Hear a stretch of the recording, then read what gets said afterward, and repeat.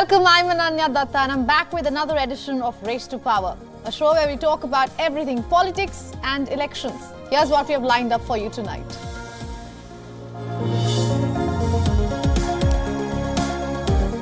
That's how a day in Pakistan's parliament looked like. While the new house was being sworn in, there was sloganeering and chaos. The partisan lines were as clear as they can be. But when has that stopped parties in Pakistan to form the government? We'll get you a ground report on the events of the day. The campaign train in the United States has reached the US-Mexico border today. Both the Democratic and Republican frontrunners are trying to capitalize on the illegal immigration issue. It is in the top 5 concerns of the voters in this November's elections. The question is, who will actually win the narrative?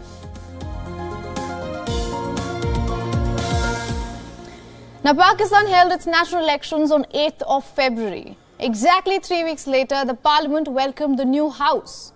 If you have been following our show closely, you know how quickly things change in the country. Today's swearing in had its twists and its turns. Our next report details the events of the day. The National Assembly of Pakistan had a big task at hand today. It had to officially welcome the new house. Elections were held on the 8th of February. After a lot of back and forth, a multi-party alliance was formed. It includes the Pakistan People's Party, Pakistan Muslim League Nawaz, Muttahida Qawami Movement, Pakistan, Ishtiqam-e-Pakistan Party and the Balochistan Awami Party. The session was supposed to start at 10 a.m. local time, but got delayed by more than an hour. The reason? This. Shortly before the session began, Pakistan Tehreek-e-Insaf-backed members chanted slogans in favor of Imran Khan. Order in the house, please. In response, when Nawaz Sharif entered the assembly, he was greeted with, "The tiger has arrived."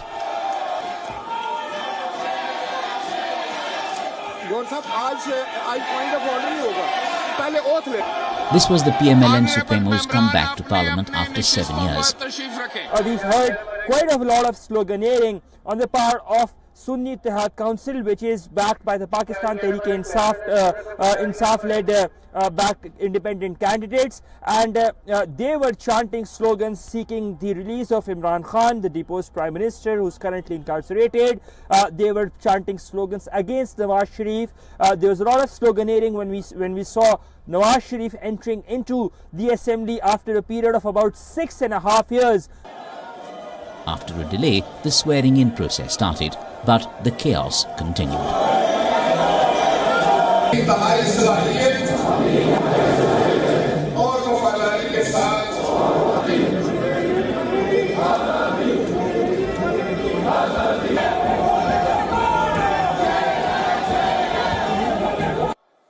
By the end of the day, 302 members were sworn in out of a total strength of 336.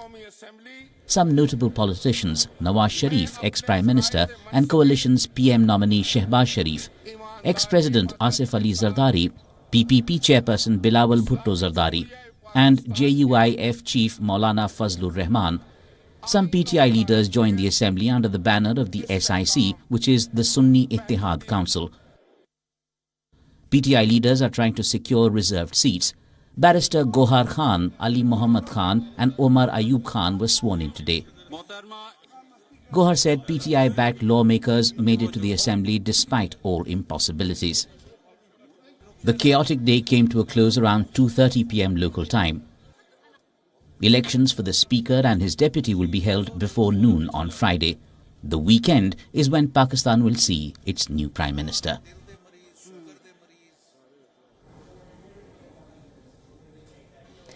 Now, for more on this, our Pakistan Bureau Chief Anas Malik is joining us live from Islamabad.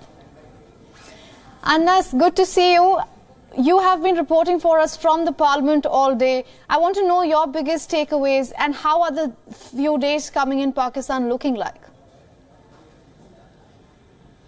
I think two significant takeaways from today's proceedings. First, the fact that Nawaz Sharif is back in the National Assembly after a brief pause of over 6.5 years. He was ousted from power in 2017 July, and that is the same month and year when he was last inside this very hall that's behind me. And then the second key takeaway is the fact that how Imran Khan's name resonated inside the parliament despite of these unannounced bans. The party have found a creative way to ensure that they have Imran Khan's presence. You had those masks of V for Vendetta, now it's I for Imran, and those are facial masks of Imran Khan that his party members have been wearing. That being said, to the second part of your question, I think it's going to be quite of an eventful parliament ahead. Something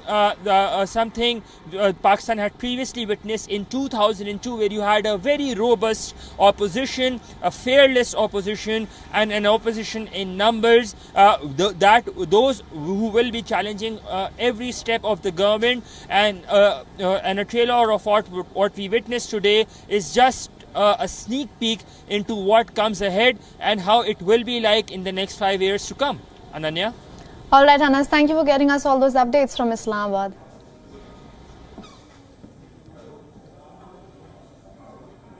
We now shift to India, where the ruling Congress in the northern state of Himachal Pradesh is in damage control mode.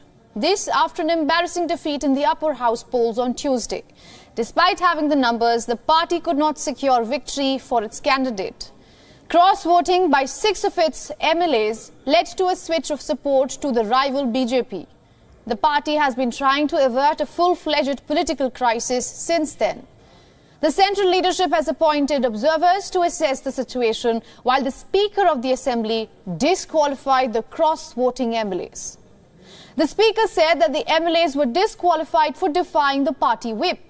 On the other hand, the disqualified members asserted that the anti-defection law does not apply to voting in the Rajya Sabha polls. They have further sought a week's time to file a reply. The disqualified members, along with 3 independents, voted for the BJP candidate on Tuesday. Both rival candidates secured an equal number of votes. The tie was broken through a draw of lots in which BJP's Harsh Mahajan emerged victorious against Congress's stalwart Abhishek Manu Singhvi. Soon after the shocking defeat for the Congress, there was talk of a no-confidence motion being brought against the ruling government. The resignation of a state minister gave further momentum to the speculation. Now, Singh later withdrew his resignation, saying that he will not press his talks with the Congress observers. After meeting him, the Congress observers say that the issue has been sorted. But Singh skipped a breakfast meeting called by Himachal Chief Minister Sukhvinder Sukhu today.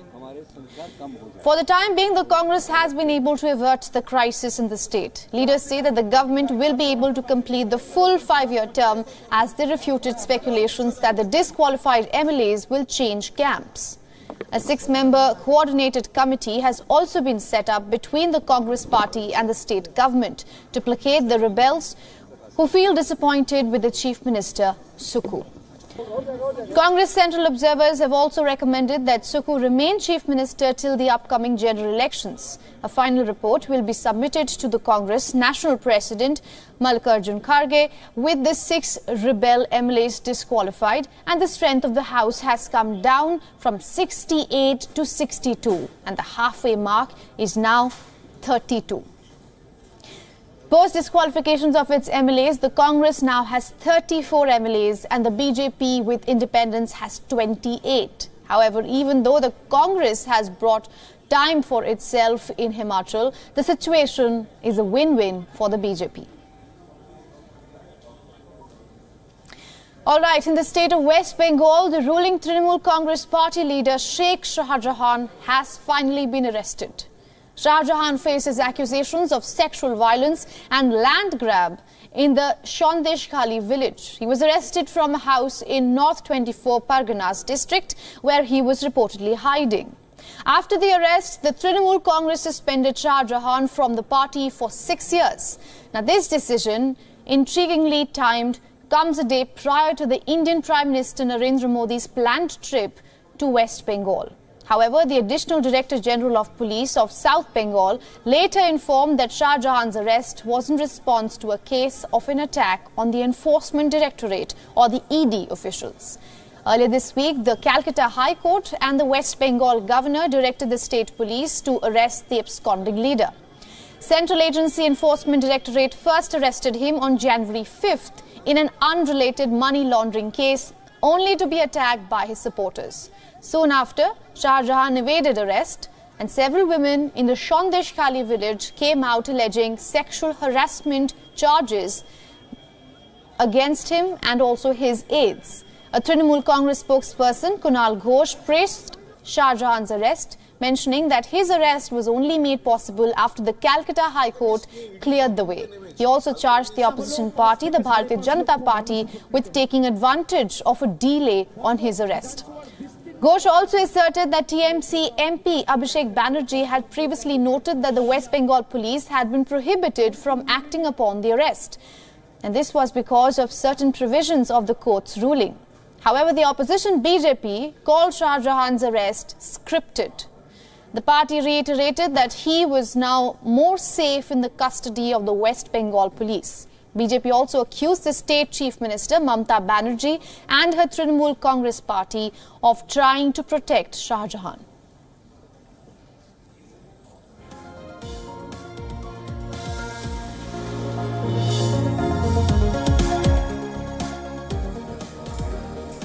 Now our next story is from the United States. Ahead of America's November presidential elections, President Joe Biden and his predecessor Donald Trump are both traveling to the Mexico-US border.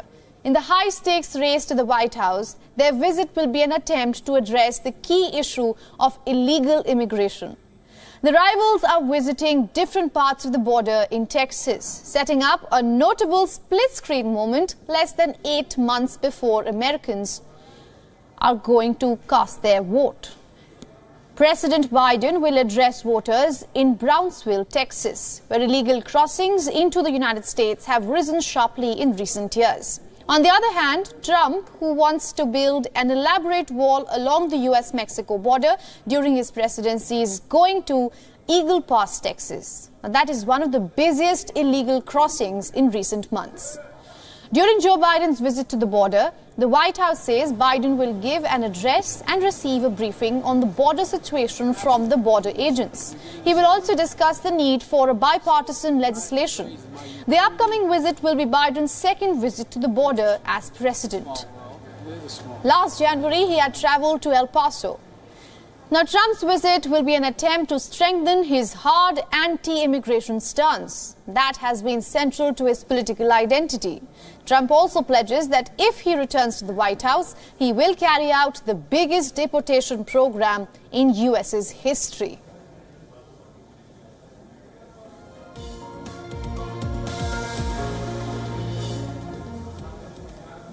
Now, Iranian officials are urging people to vote in large numbers as the country goes to polls on March 1st. This is Iran's first election since the death of Mahsa Amini that sparked the biggest protests in decades.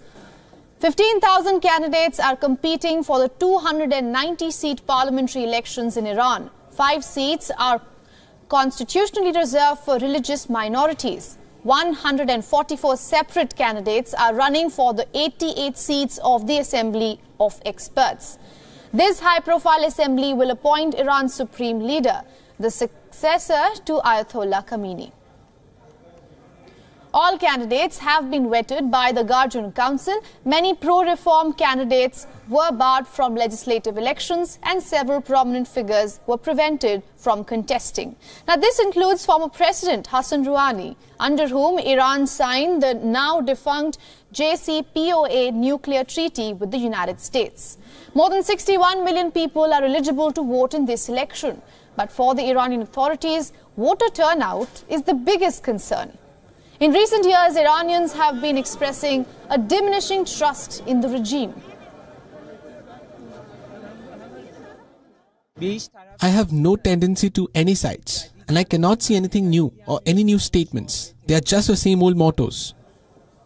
Iran's last presidential election in 2021 saw a turnout of around 49%. It marked a massive decline from the 85% 10 years ago. The other major concern for voters is Iran's rising inflation. Inflation numbers reportedly stand at over 40%. And youth unemployment at around 20%. Iran's national currency has also depreciated sharply against the dollar since the 2020 fund polls. Further, people complain that the housing costs have risen while motorist fuel quotas have been reduced and prices for internet services have also increased. I believe it will be a very weak election. I don't think it will be well received by the people because the economic situation is extremely troubling, despite all the campaign slogans by the government promising that things will become cheaper. In fact, things got more expensive. Voter turnout is viewed by both supporters and critics of the government as a barometer for legitimacy. Opponents say that they are sitting out the vote to signal that they no longer believe meaningful change can come through the ballot box under this regime. Just on Wednesday, Supreme Leader Ayatollah Khamenei even posted a message on social media calling on people to turn up and vote. Most ballots in Iran are counted manually. The results will likely be announced early next week, although trends and partial results may start rolling out over the weekend.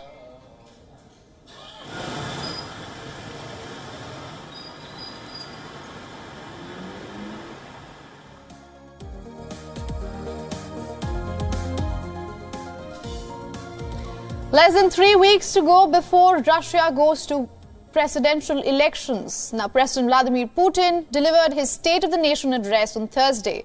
Putin's 19th such annual speech was nationally televised and even screened in some cinemas.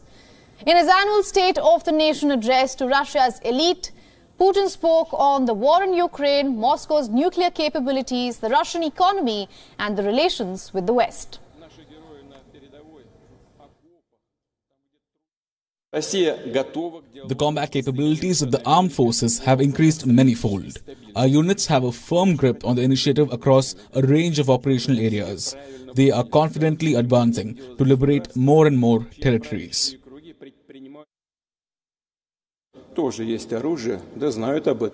They are talking about the possibility of sending NATO military contingents to Ukraine. We also have a weapon that can hit targets on their territory, and they should understand that.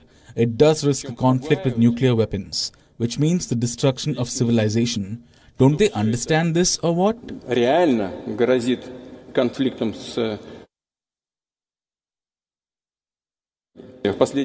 Russia is ready for dialogue with the United States on the issues of strategic stability. But I would like to say we are dealing with the state whose leadership are taking openly hostile actions against us.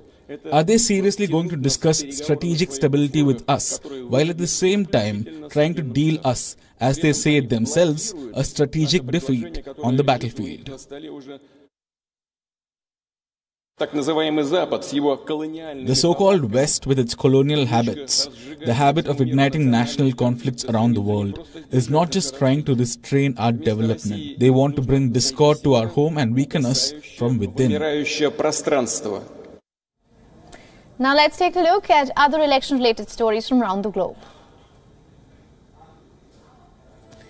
The Supreme Court of India has upheld the two-child eligibility criteria of the Rajasthan government for seeking public employment. The rule bars candidates with more than 2 children from seeking government jobs. The court ruled that the basis is not discriminatory and does not violate the constitution. It also added that it had earlier approved similar rules that were meant to promote family planning for contestants of local elections in other Indian states.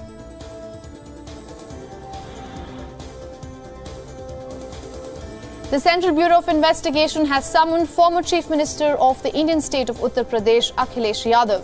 However, he did not appear for the questioning. The CBI was seeking Yadav's presence for recording statements as a witness in the mining scam. Yadav sent a reply to the CBI through a lawyer saying that he could not appear as he was busy with the preparations for the upcoming parliamentary polls.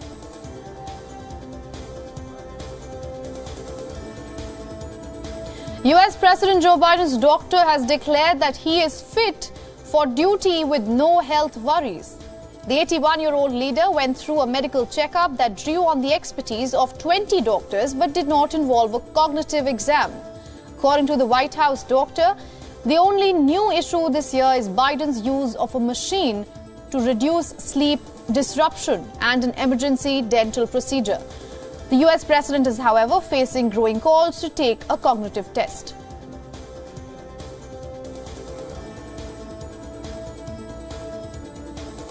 The US Supreme Court is hearing an appeal from former President Donald Trump to delay his federal trial. The court will now be deciding whether Trump can assert immunity in special counsel Jack Smith's election subversion case. The matter had been accelerated by the court. Arguments are now scheduled to take place on April 22nd.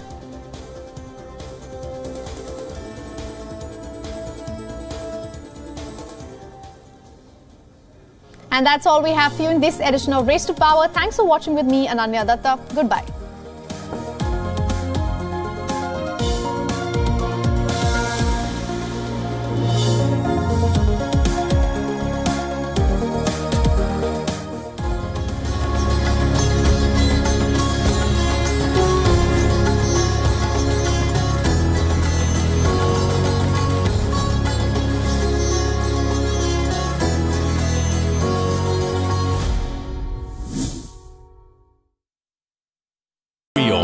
India's Global Voice, the channel that brings you the biggest stories from across the world through India's lens.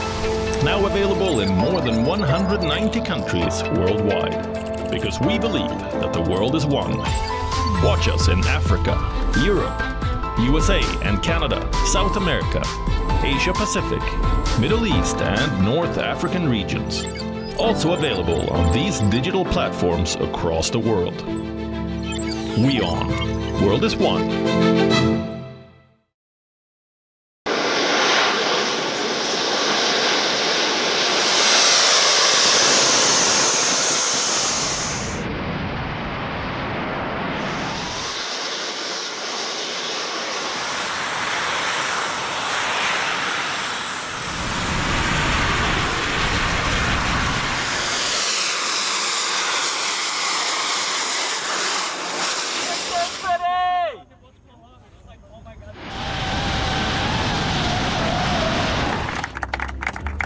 And joining him, what a trophy from Dubai Sports Council and from MTS Development.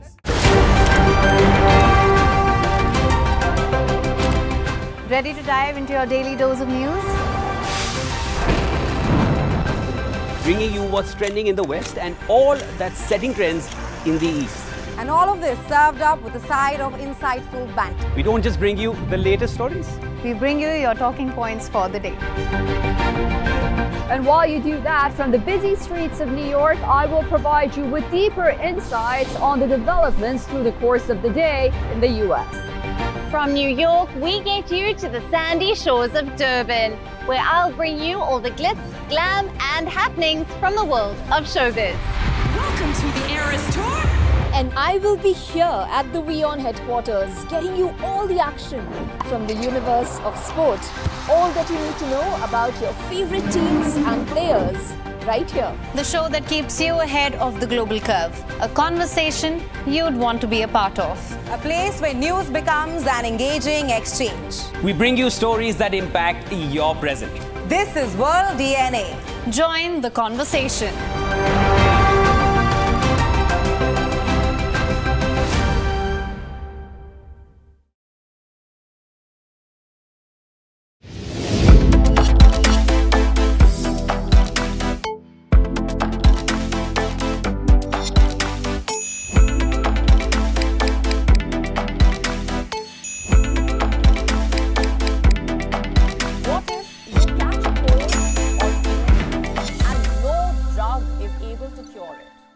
WION Health Resort is unique, the only one of its kind.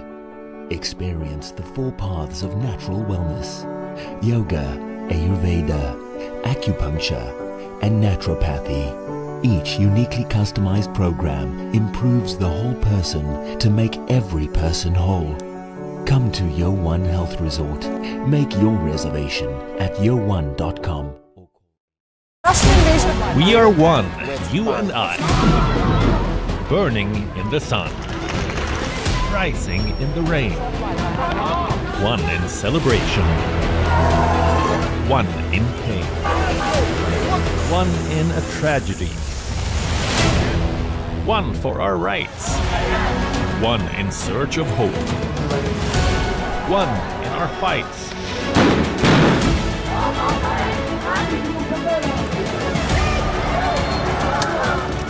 One beyond borders. One beyond our race. This could be one of One in the face of adversity. We are one, you and I, and it's our right to know how and why. WION, you are more connected than you know.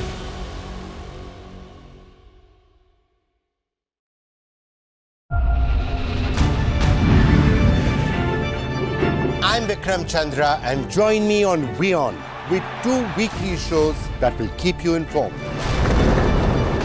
This World, a show that wraps the world's biggest global stories and brings you up close with the biggest newsmakers. This World is coming to you from London, from in front of the White House in Washington, D.C. From one of the most magical sites that I think I have ever been at. It's completely feasible for India to become one of the world leaders in AI within the next decade or so. The search for life in the universe is one of the greatest quests of all time.